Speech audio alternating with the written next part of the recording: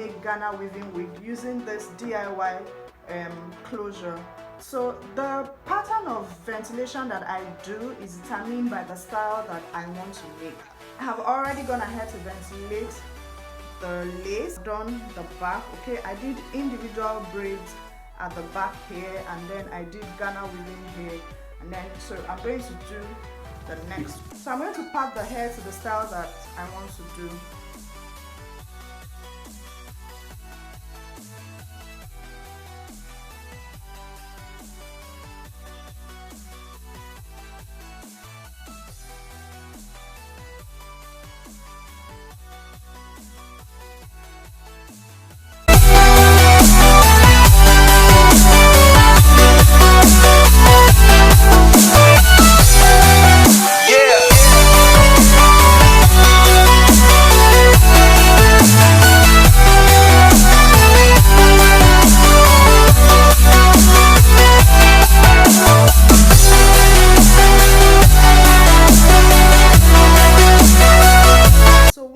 Done sectioning out the hair, then I'm going to start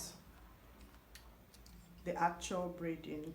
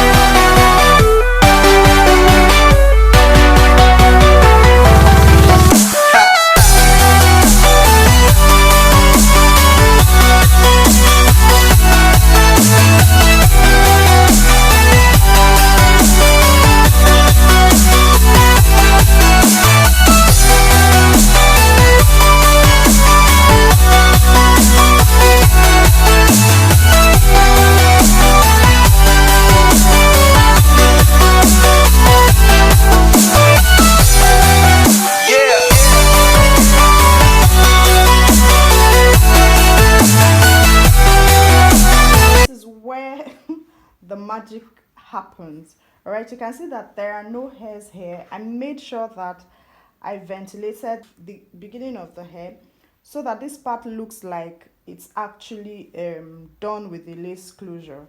So for this part, I am going to feed the hair in. Just watch what I'm doing, you will understand what I mean in a bit.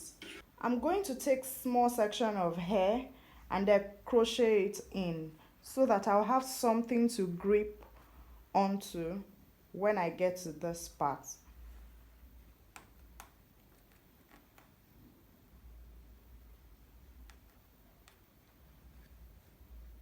just like that. I'm not knotting it, I'm just going to put it in like that without knotting.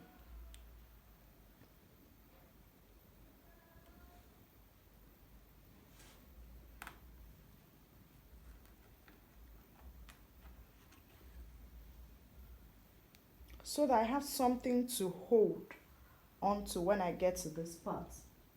You know, if I were to ventilate the whole closure, it's going to take me a lot of time.